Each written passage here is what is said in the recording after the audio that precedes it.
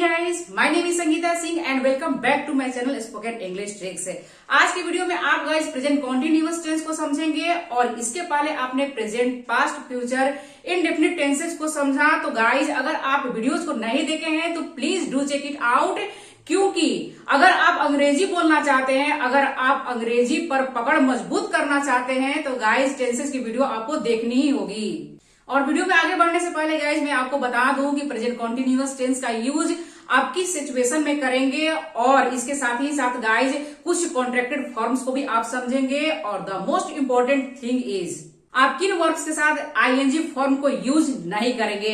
यानी कुछ वर्ब्स ऐसी होती हैं गाइज जिनके साथ हम लोग प्रेजेंट कॉन्टिन्यूअस टेंस का यूज नहीं करते हैं, उनके साथ आईएनजी फॉर्म का यूज नहीं करते हैं। ये भी आप इस वीडियो में सीखेंगे। और कुछ ऐसे सेंटेंसेस को सीखेंगे गाइज जो कि आपको देखकर लगेगा कि ये प्रेजेंट कॉन्टिन्यूअस टेंस का सेंटेंसेस नहीं है, लेकिन गाइज उस तरह के सेंटेंसेस को भी हम लोग प्रेजेंट कॉन्टिन्यूअस टेंस के स्ट्रक्चर पर ही बनाते हैं। So without any further delay let's get into the video. तो गाइज प्रेजेंट कॉन्टिन्यूअस टेंस को हम लोग प्रेजेंट प्रोग्रेसिव टेंस भी कहते हैं, तो नाम से आप कंफ्यूज मत होइएगा। और इसका सीधा मतलब होता है कि कोई भी क्रिया जारी हो, यानी कोई काम अभी इसी वक्त हो रहा है। और इसको गाइज हम लोग इस तरह से पहचानेंगे कि हिंदी के वाक्य के अंत में रहा हूं, रही हूं, रहे हैं, रहा है, रही है, इस तरह से आएंगे। तो रिटन टेस्ट में गाइज आप इनको देखकर ही समझ जाएंगे कि प्रेजेंट कॉन्टिन्यूअस टेंस की बात हो रही है। यानी इस तरह के सेंटेंसेस प्रेजेंट कॉन्टिन्यूअस टेंस के हैं, प्रेजेंट कॉन्टिन्यूअस टेंस के स्ट्रक्चर पर बनेंगे। लेकिन गाइज स्पोकन इंग्लिश में यानी अंग्रेजी बोलते समय इतना वक्त आपको नहीं रहेगा सोचने के लिए कि हिंदी के वाक्य के अंत में रहा है, रही है, रहे हैं, आए हैं, तो मैं प्रेजेंट कॉन्टिन्यूअस टेंस का यूज करूंगा। जी नहीं, आपको सिचुएशन को समझना है, क्योंकि अंग्रेजी बोलते समय गाइज यह नहीं सोचते हैं, हिंदी नहीं सोचते हैं कि हिंदी के वाक्य के अंत में रहा है, रही है, रहे हैं, आए हैं, तो मैं प्रेजेंट कॉन्टिन्यूअस टेंस का यूज करूं। जी नहीं, आपको केवल सिचुएशन को समझना है, यानी किस सिचुएशन में इसका यूज किया जाता है। यानी जो काम अभी इसी वक्त चल रहा है, आप अपनी जिंदगी में अभी इसी वक्त खड़े हैं, बैठे हैं, खा रहे हैं, पी रहे हैं, खेल रहे हैं, हंस रहे हैं, कोई काम को कर रहे हैं इसी वक्त, या कोई भी व्यक्ति किसी काम को कर रहा है इसी वक्त, इसी समय कर रहा है, वे प्रेजेंट कॉन्टिन्यूअस हैं। यानी कि मैं खा रहा हूं, मैं पढ़ा रहा हूं, वह हंस रहा है, वह खेल रहा है, तुम लोग जा रहे हो, हम लोग फुटबॉल खेल रहे हैं, ये जितने भी सेंटेंसेज है गाइज प्रेजेंट कॉन्टिन्यूअस टेंस के स्ट्रक्चर पर बनाए जाएंगे। तो गाइज आपको स्ट्रक्चर को समझना होगा, तभी आप सही अंग्रेजी बोल पाएंगे। तो सबसे पहले हम लोग स्ट्रक्चर को समझते हैं। तो पॉजिटिव सेंटेंसेस का स्ट्रक्चर हुआ गाइज कि सबसे पहले आप सब्जेक्ट को लिखेंगे, देन यहाँ पर इज, एम, आर का यूज होगा। यहाँ पर is, am, are helping verbs हैं, एंड देन मेन वर्ब का यूज होगा, यानी कि V1 वर्ब के बेस फॉर्म का यूज होगा, जैसे गो, इट, प्ले, इस तरह से वर्ब के बेस फॉर्म का यहाँ पर यूज होगा गाइज। एंड देन इसके साथ आप आईएनजी का यूज करेंगे, यानी वर्ब के साथ आईएनजी का यूज होगा, देन ऑब्जेक्ट का यूज होगा। अगर ऑब्जेक्ट है सेंटेंस में तो यूज होगा, अदरवाइज नहीं होगा। तो सबसे पहले आप सब्जेक्ट को लिखेंगे, देन हेल्पिंग वर्ब्स यहाँ पर इज, एम, आर आएंगी, एंड देन मेन वर्ब को लिखेंगे और मेन वर्ब के साथ आप आईएनजी का यूज करेंगे, देन ऑब्जेक्ट का यूज करेंगे पॉजिटिव सेंटेंसेज में। इज का यूज आप कहां पर करेंगे, एम का यूज कहां पर होगा और आर का यूज कहां पर किया जाता है, इसके पहले वाले टेंस के वीडियो में मैं डिटेल में बताई हूँ गाइज। अगर वीडियो को आप नहीं देखे हैं तो देख लीजिए, वहां पर आप अच्छे से समझ जाएंगे। वैसे मैं एक बार यहाँ पर भी बता दे रही हूँ गाइज कि सब्जेक्ट के अकॉर्डिंग आप इज, एम, आर का यूज करेंगे। सब्जेक्ट अगर सिंगुलर होगा, यानी कि नाउन या प्रोनाउन सिंगुलर होगा, तो वहां पर आप इज का यूज करेंगे, जैसे ही, शी, इट, या किसी एक के नाम के साथ आप इज का यूज करेंगे। किसी एक नाम आना चाहिए, यानी राम, श्याम, सीता, गीता, या my mother, my father, is लिखेंगे, my mother is, my father is, इस तरह से गाइज किसी एक का नाम यहाँ पर आना चाहिए, तो उसके साथ आप इज का यूज करेंगे। एंड आई के साथ ऑलवेज एम का यूज होता है, आपको पता ही होगा। एंड आर का जो यूज है प्लूरल नाउन या प्रोनाउन के साथ किया जाता है, तो we, you, they, Ram and Shyam, जब मोर देन वन की बात होगी तो वहां पर आप आर का यूज करेंगे। इस तरह से सब्जेक्ट अकॉर्डिंग आप इज, एम, आर का यूज करेंगे। जैसे वह स्कूल जा रहा है, ही इज का यहां पर यूज करेंगे। एंड गो में आईएनजी लगाएंगे, he is going to school, इस तरह से लिखेंगे। हम लोग फुटबॉल खेल रहे हैं, वी आर, वी के साथ आर को लगाएंगे, वी आर, और प्ले में आईएनजी लगाएंगे, प्ले के साथ आप आईएनजी का यूज करेंगे, प्लेइंग फुटबॉल। V1 के साथ आप आईएनजी का यूज करेंगे, इसे प्रेजेंट पार्टिसिपल भी कहते हैं। तो यहां पर आप प्ले के साथ आईएनजी, इट के साथ आईएनजी, इस तरह से वर्ब के साथ आप आईएनजी लगाएंगे गाइस। मैं वीडियो देख रहा हूं, आई एम, आई के साथ एम को लगाएंगे, आई एम वॉचिंग वीडियो। तुम लोग वहां जा रहे हो, यू आर गोइंग देयर, इस तरह से। वे लोग इस काम को कर रहे हैं, they are doing this work, इस तरह से आप सेंटेंस को बनाएंगे गाइज। और नेगेटिव सेंटेंसेज में गाइज सब्जेक्ट को पहले लिखेंगे, देन इज एम आर यानी हेल्पिंग वर्ब्स यहां पर आएंगी, सब्जेक्ट अकॉर्डिंग आप इज एम आर का यूज करेंगे, किसी एक का यूज करेंगे, एंड देन नॉट का यूज करेंगे। यहां पर नॉट आ जाएगा, क्योंकि नेगेटिव सेंटेंसेस की बात हो रही है, नहीं की बात हो रही है यहां पर। एंड वर्ब के साथ आईएनजी का यूज करेंगे, देन ऑब्जेक्ट का यूज करेंगे। यानी चीजें वही होंगी, बस helping verb and main verb के बीच में आप नॉट का यूज करेंगे। जैसे वह स्कूल नहीं जा रहा है, he is not going to school, इस तरह से। हम लोग फुटबॉल नहीं खेल रहे हैं, we are not playing football, इस तरह से यहाँ पर नॉट आएगा, क्योंकि नहीं की बात हो रही है, नेगेटिव सेंटेंसेस की यहाँ पर बात हो रही है। देन इंटरोगेटिव सेंटेंसेज, यहाँ पर गाइस आप क्या करेंगे कि हेल्पिंग वर्ब्स को शुरुआत में लिखेंगे, जैसे कि बाकी जगहों पर आपने समझा, यानी कि present indefinite, past indefinite, future indefinite में आप इतना समझ ही चुके होंगे गाइज कि हेल्पिंग वर्ब्स पहले आ जाती हैं। यानी कि जब आप प्रश्न पूछेंगे हाँ या ना में जिसका जवाब मिलेगा, हाँ या ना में जवाब चाहते हैं, तो वहां पर आप हेल्पिंग वर्ब्स को शुरुआत में लिखेंगे, देन सब्जेक्ट को लिखेंगे, देन मेन वर्ब को लिखेंगे, और मेन वर्ब के साथ आईएनजी का यूज करना है, एंड देन ऑब्जेक्ट को लिखेंगे। क्या वह स्कूल जा रहा है, is he going to school, इस तरह से। या इस तरह से भी आप बोल सकते हैं कि क्या वह स्कूल जा रहा है क्या, यानी क्या शुरुआत में भी आ सकता है, लास्ट में भी आ सकता है, डजंट मैटर, आप हेल्पिंग वर्ब तो शुरुआत में ही लिखेंगे। तो इस तरह से क्या हम लोग फुटबॉल खेल रहे हैं, आर वी प्लेइंग फुटबॉल, इस तरह से यहाँ पर हेल्पिंग वर्ब शुरुआत में आ जाएंगी। क्या तुम लोग खाना खा रहे हो, आर यू ईटिंग फूड, इस तरह से ईटिंग या हैविंग भी आप बोल सकते हैं। तो इसका जवाब गाइज आप हाँ या ना में पाएंगे, यानी कि हाँ या ना में इसका जवाब मिलेगा, हाँ मैं खाना खा रहा हूं या नहीं मैं खाना नहीं खा रहा हूं। तो जो यस या नो वाले क्वेश्चंस होते हैं उनका शुरुआत ऑलवेज हेल्पिंग वर्ब से होता है। एंड देन क्वेश्चन वर्ड के साथ आप अगर बनाएंगे गाइज तो चीजें वही होंगी, बस शुरुआत में आप क्वेश्चन वर्ड को लिखेंगे, यानी कि वाई, व्हाट, वेयर, इस तरह से शुरुआत में क्वेश्चन वर्ड आ जाएंगे, देन हेल्पिंग वर्ब्स आएंगी, चीजें वही होंगी, then subject, then V1, then इसके साथ आईएनजी का यूज करेंगे, देन ऑब्जेक्ट है तो ऑब्जेक्ट का यूज करेंगे। और इसका हिंदी इस तरह से बनेगा गाइस कि वह स्कूल क्यों जा रहा है, क्यों वाक्य के बीच में आ रहा है, तो इसका जवाब आप हाँ या ना में नहीं दे सकते हैं, इसका जवाब आपको डिटेल में देना पड़ेगा। तो अगर आप जवाब हाँ या ना में नहीं दे सकते हैं, या जवाब को आप हाँ या ना में नहीं सुनना चाहते हैं, डिटेल में जानना चाहते हैं, तो ऐसे प्रश्नों का शुरुआत जो है क्वेश्चन वर्ड से करेंगे, क्वेश्चन वर्ड करेंगे, एंड देन हेल्पिंग वर्ब्स आएंगी, इसके बाद subject, and then main verb का यूज होगा, आईएनजी होगा, देन ऑब्जेक्ट का यूज होगा।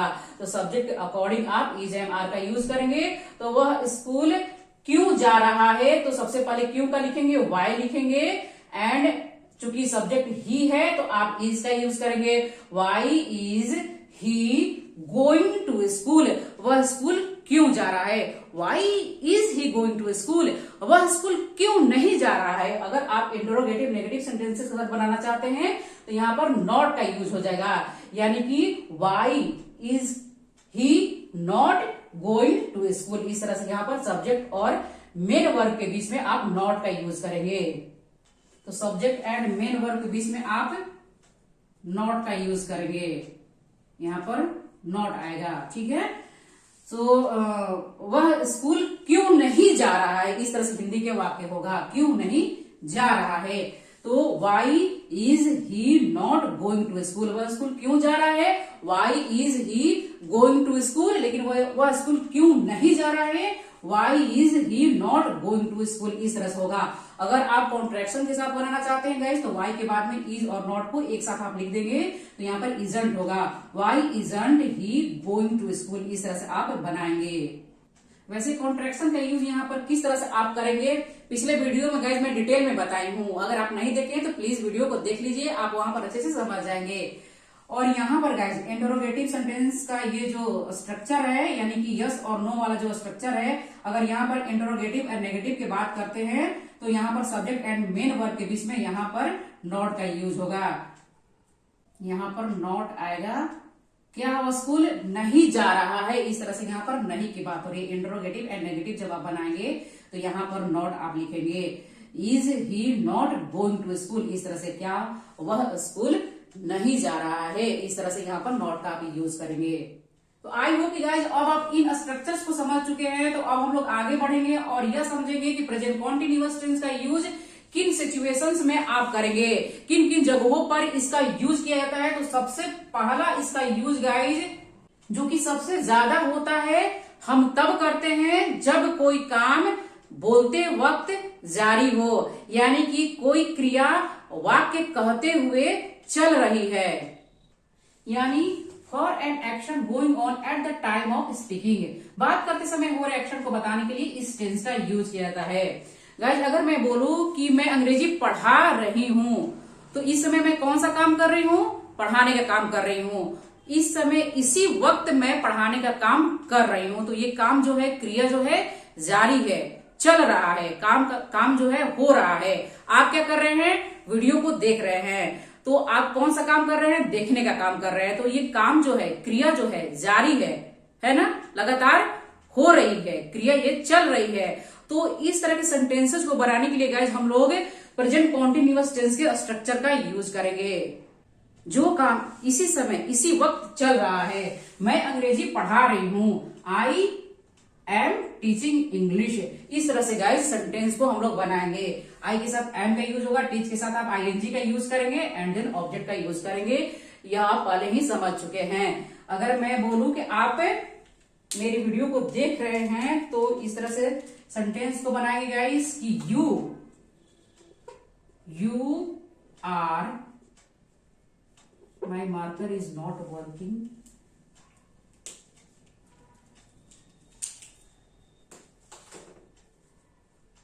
You are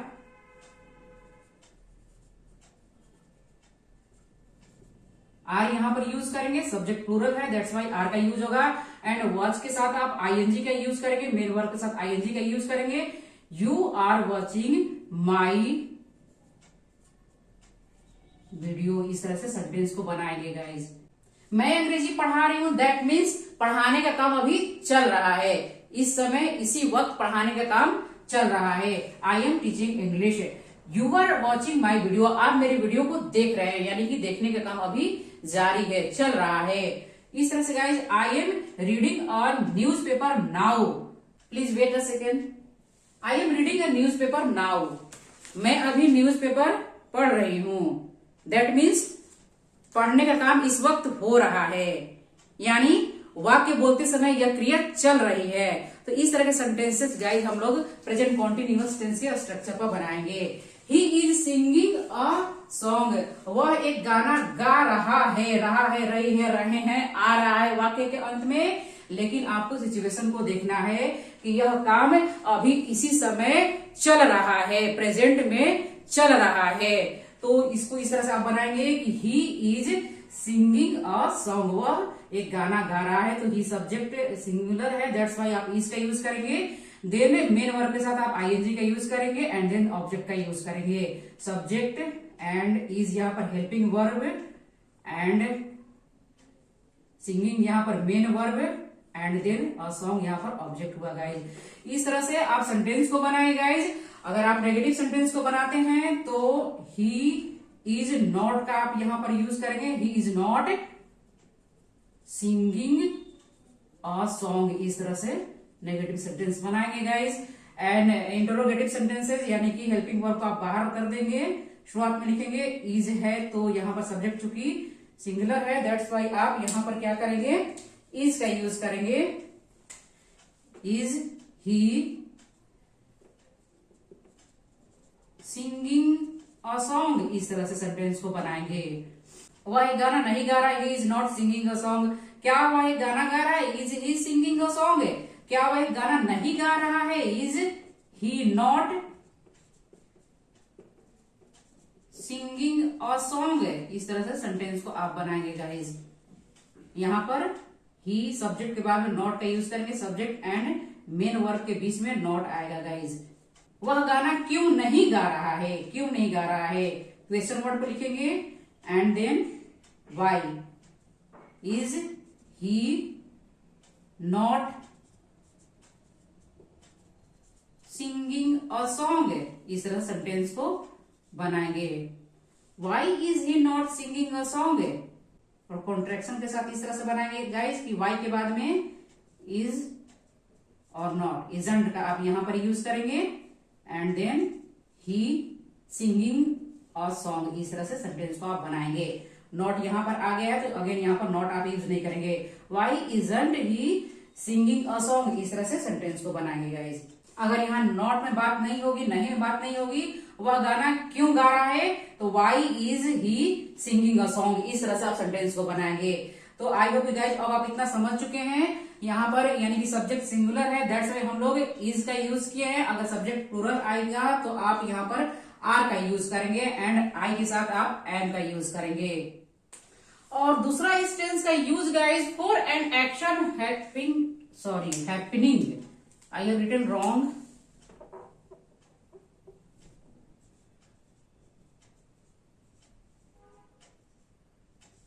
Happening. For an action happening about this time but not necessarily at the moment of speaking.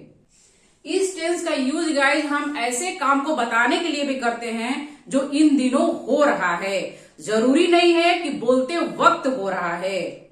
जैसे guys अगर मैं बोलूं कि आई एम रीडिंग अ नॉवेल, मैं एक नॉवेल पढ़ रही हूं, दैट मीन्स कि यह काम अभी चल नहीं रहा है। I am not reading a novel at this moment, इस समय मैं नहीं पढ़ रही हूं क्योंकि इस समय मैं पढ़ाने का काम कर रही हूं, यानी इसके आसपास मैं पढ़ने का काम कर रही हूं। तो इस सिचुएशन में भी आप इस टेंस का यूज करेंगे। एक सेंटेंस के साथ और गाइस प्रैक्टिस करते हैं, जैसे he is learning English this days, वह आजकल अंग्रेजी सीख रहा है। दैट मीन्स कि यह सीखने का जो काम है आजकल वो कर रहा है, न कि इसी क्षण कर रहा है, बोलते वक्त कर रहा है। एंड इसका अगला जो यूज है guys, we use present continuous tense to describe actions that are planned for near future, यानी जो एक्शन, जो काम अभी चल नहीं रहा है, अभी होने वाला है, जो काम अभी मैं कर नहीं रही हूं, अभी कुछ देर के बाद करूंगी, तो ऐसे सेंटेंस को भी गाइस हम लोग प्रेजेंट कॉन्टिन्यूअस टेंस के स्ट्रक्चर पर बनाते हैं। जैसे मैं अभी आपसे कह रही हूं कि मैं अगले हफ्ते मुंबई जा रही हूं, दैट मीन्स कि जाने का काम जो है आने वाले समय में होगा, अभी नहीं हो रहा है। तो ऐसे सेंटेंस को भी हम लोग इस टेंस में ही बनाते हैं, प्रेजेंट कॉन्टिन्यूअस टेंस में ही बनाते हैं। जैसे I am going to Mumbai अगले हफ्ते, यानी कि नेक्स्ट वीक, मैं मुंबई अगले हफ्ते जाऊंगी। यह हफ्ता अभी आया नहीं है, अभी आएगा। तो कुछ और सेंटेंसेस के साथ गाइस प्रैक्टिस करते हैं, जैसे शी इज कमिंग टुमारो, वह कल आ रही है। आने का काम अभी पूरा नहीं हुआ है, कल आ रही है, प्लान है, वह कल आ रही है। She is coming tomorrow. We are buying a car next year, हम लोग अगले साल एक नया कार खरीदेंगे। इस तरह से गाइस यहाँ पर इंटेंशन यानी इरादा के बारे में पता चल रहा है। तो इस सिचुएशन में हम लोग प्रेजेंट कॉन्टिन्यूअस टेंस का यूज करेंगे, नेक्स्ट ईयर, अगले साल। He is dancing this evening, वह आज शाम नृत्य कर रहा है या डांस कर रहा है। इस तरह से गाइस यहाँ पर ये टाइम एक्सप्रेशंस आएंगे, यानी this evening, next year, tomorrow, today, next Monday, next Sunday. इस तरह से ये टाइम एक्सप्रेशंस आएंगे जिनसे हमें पता चलेगा कि यह काम अभी हुआ नहीं है, फ्यूचर में होगा, आने वाले समय में होगा। आज शाम मैं फुटबॉल खेलने जा रहा हूं, I am going to play football. इस तरह से गाइस इस तरह के सेंटेंसेस प्रेजेंट कॉन्टिन्यूअस टेंस में बनाए जाते हैं नियर फ्यूचर के लिए, जो काम अभी हुआ नहीं है, अभी होगा। आई होप कि गाइज प्रेजेंट कॉन्टिन्यूअस टेंस को किन किन जगहों पर यूज करेंगे, आप किस सिचुएशन में इसका यूज होता है, अब आप समझ चुके हैं। तो अब हम लोग कुछ कॉन्ट्रैक्टेड फॉर्म्स को समझते हैं। यानी जब हम दो वर्ड्स को गाइज एपोस्ट्रोफी के हेल्प से जोड़ते हैं तो वो कॉन्ट्रैक्शंस कहलाती हैं।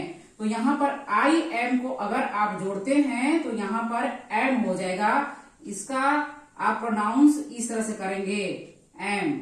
और यहाँ पर गाइज प्रोनाउंस को हेल्पिंग वर्ब्स के साथ जोड़ा जा रहा है एपोस्ट्रोफी के मदद से। तो आई ऐसे ही लिखाएगा गाइज, एंड एम जो है यहाँ पर ए को हटा दिया जाएगा और एपोस्ट्रोफी के यूज करेंगे एंड एम का यूज करेंगे और इसका प्रोनाउंस आप करेंगे एम। ही इज को गाइज हीज बोलेंगे, कॉन्ट्रैक्शन हीज होगा। शी इज को शीज बोलेंगे, इस तरह से प्रोनाउंस करेंगे शीज। इट इज का प्रोनाउंस आप इट्स करेंगे। वी आर का प्रोनाउंस गाइज आप वियर करेंगे, वियर। यहां पर गाइज वी पूरा हम लोग लिखेंगे एंड देन ए की जगह पर एपोस्ट्रोफी का यूज करेंगे, ए को हटा देंगे एंड आर ई को लिखेंगे। तो गाइज आप समझ सकते हैं कि प्रोनाउन को हम लोग वैसे ही लिख रहे हैं, हेल्पिंग वर्ब के जो एक लेटर है इसके जगह, इसको हटाकर हम लोग इसके जगह पर एपोस्ट्रोफी का यूज कर रहे हैं और इसका प्रोनाउंस आप वियर करेंगे। यू आर का प्रोनाउंस गाइज योर करेंगे, योर। जैसे हम लोग Y O U R, your माने तुम्हारा, इसके लिए बोलते हैं, वैसे ही यहां पर हम लोग योर बोलेंगे, Y O U and apostrophe R E, you are को हम लोग योर बोलेंगे। एंड दे आर का कॉन्ट्रैक्टेड फॉर्म गाइज देयर होता है, आप प्रोनाउंस देयर करेंगे। यहां पर ये कुछ वर्ड्स जो है काफी कंफ्यूजिंग है, ये बोलते समय हमें कंफ्यूज करते हैं गाइज। वैसे इनको मैं एक वीडियो में समझाई हूं, अगर आप नहीं देखें तो please do check it out, वहां पर आप अच्छे से समझ जाएंगे। THERE इसका भी प्रोनाउंस हम लोग देयर करते हैं और देयर का मतलब होता है वहां। एंड THEIR देयर का मतलब होता है उनका, उनकी, उनके के लिए देयर का यूज किया जाता है। And THEY and apostrophe RE यानी दे आर का कॉन्ट्रैक्टेड फॉर्म देयर होता है, इसका प्रोनाउंस हम लोग देयर करेंगे और ये पॉजिटिव सेंटेंसेस में आएंगे गाइज। और यहां पर नेगेटिव सेंटेंसेस में इज नॉट का कॉन्ट्रैक्शन इजंट होता है और यहां पर वर्ब और नॉट को एपोस्ट्रोफी की मदद से जोड़ा जा रहा है, प्रोनाउंस आप इजंट करेंगे।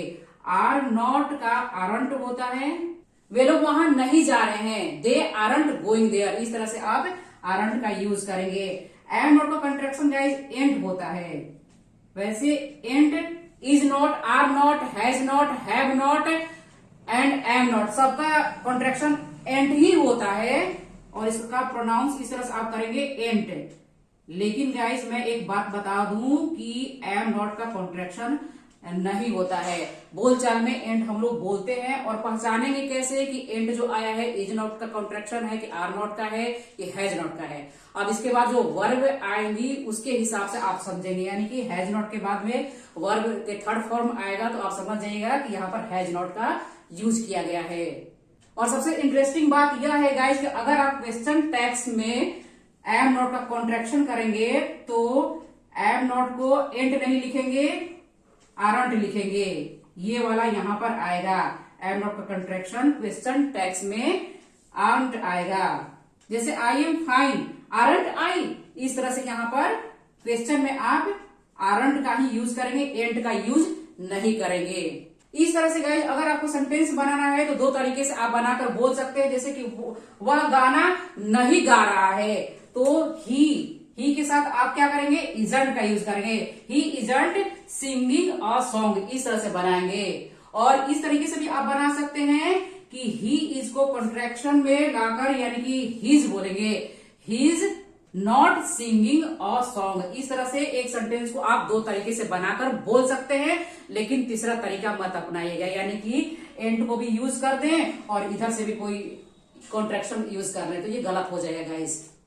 और गाइस सबसे इंपॉर्टेंट बात को समझते हैं कि ये कुछ वर्ड्स होती हैं जिनके साथ आप आईएनजी फॉर्म को यूज नहीं करेंगे, यानी कि इनके साथ ये वर्ब जो है प्रेजेंट कॉन्टिन्यूअस टेंस में नहीं बनाई जाती है, इनके साथ आप आईएनजी फॉर्म का यूज नहीं कर सकते हैं। जैसे want, need, prefer, like, love, hate, see, belong, know, hear, realise, recognise, look, feel, seem, understand etcetera.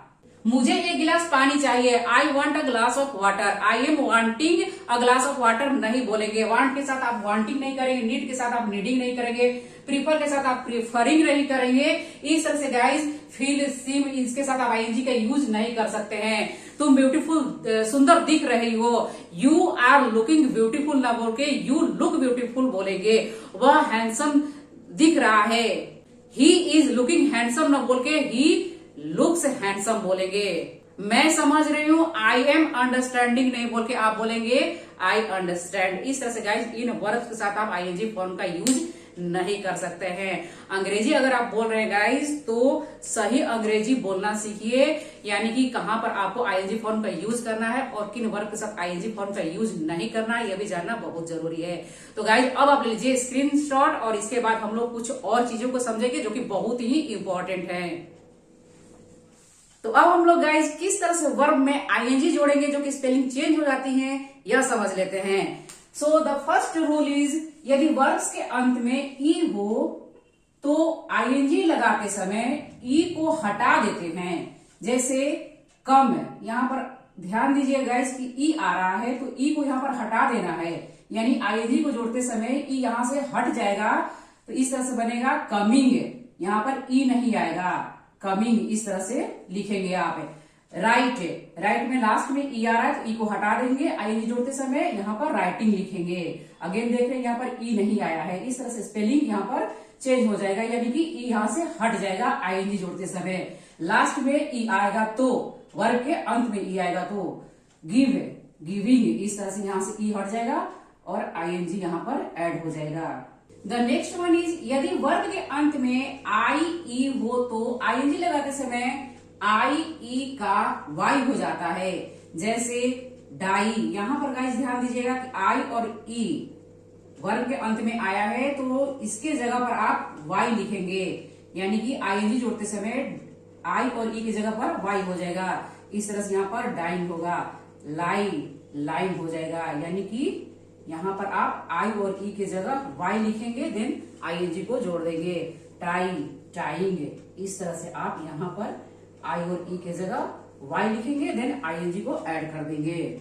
And Jin verbs के अंत में कॉन्सोनेंट हो और उससे पहले वोवेल हो तो आईएनजी जोड़ते समय कॉन्सोनेंट को डबल कर देते हैं, लास्ट कॉन्सोनेंट को डबल कर देते हैं। इस तरह से गाइज एक बार कॉन्सोनेंट आए, उसके बाद में वोवेल आए और फिर अगेन कॉन्सोनेंट आए तो लास्ट कॉन्सोनेंट को हम लोग डबल कर देते हैं आईएनजी जोड़ते समय। जैसे सिट, यहाँ पर गाइस ध्यान दीजिएगा कि यहाँ पर कॉन्सोनेंट आया है, फिर वोवेल आया है, फिर कॉन्सोनेंट आया है, तो लास्ट जो कॉन्सोनेंट है उसको हम लोग डबल कर देंगे, देन आईएनजी को जोड़ेंगे। आईएनजी जोड़ते समय लास्ट कॉन्सोनेंट को डबल कर दिया जाता है, तो इस तरह से आप यहाँ पर इसको डबल कर देंगे, देन आईएनजी को जोड़ेंगे। सिटिंग इस तरह से होगा, सिट का सिटिंग हो जाएगा। स्विम, यहाँ पर गाइस कॉन्सोनेंट आया है, देन वोवेल, देन कॉन्सोनेंट आया है, तो लास्ट कॉन्सोनेंट को आप डबल करेंगे आईएनजी जोड़ते समय, तो यहाँ पर स्विमिंग हो जाएगा, स्विम का स्विमिंग होगा, डबल कॉन्सोनेंट यहाँ पर डबल एम हो जाएगा। रन, यहाँ पर आप डबल एन कर देंगे आईएनजी जोड़ते समय। इस तरह से गाइज आप समझ सकते हैं कि जब बोलते समय वोवेल साउंड पर स्ट्रेस हो, यानी कि देख रहे आप समझ सकते हैं कि सिटिंग है, यानी कि यहाँ पर आई वोवेल है और आई पर बोलते समय स्ट्रेस आ रहा है, तो इसके बाद वाला जो लेटर होगा, कॉन्सोनेंट होगा, वहां पर हम लोग डबल कर देंगे।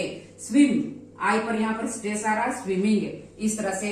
रन, यहाँ पर स्ट्रेस आ रहा है, रनिंग हो जाएगा। Sit, sitting, swim, swimming, run, running, beg, begging, begin, beginning, इस तरह से आप यहाँ पर लास्ट लेटर को डबल कर देंगे।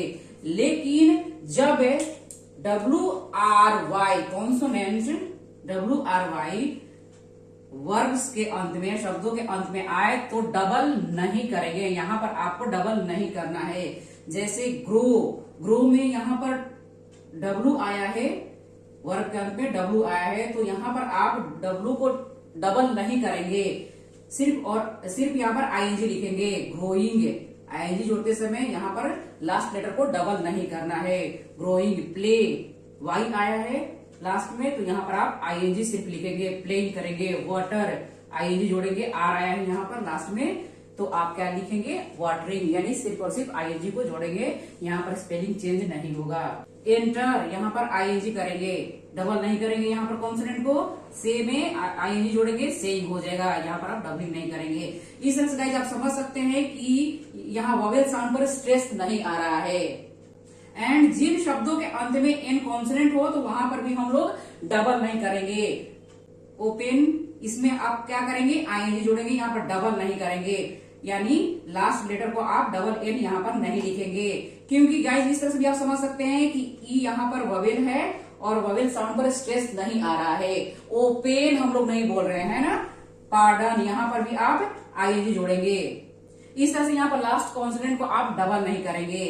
क्लियर? इस तरह से गाइस ये वर्ब्स अगर सेंटेंस में आएगी तो इस तरीके से आप आईएनजी जोड़ेंगे और बाकी जितने भी वर्ब्स हैं उनके साथ नॉर्मल आईएनजी का यूज करेंगे, वहां पर स्पेलिंग चेंज नहीं होंगी। तो अब हम लोग गाइस कुछ एक्सेप्शंस को समझते हैं। जैसे वह खड़ा हुआ है, तो आपने अभी तक समझा कि प्रेजेंट कॉन्टिन्यूअस टेंस में रहा है, रही हूं, रहे हैं, रहा है सेंटेंस के वाक्य के अंत में आएगा, लेकिन यहाँ पर हुआ है ना। खड़ा हुआ है, मैं बैठा हुआ हूं, इस तरह से ये वाक्य के अंत में आएंगे। तो यहाँ पर आपको कंफ्यूज नहीं होना है। ये सेंटेंसेस भी आप प्रेजेंट कॉन्टिन्यूअस टेंस की स्ट्रक्चर पर बनाएंगे।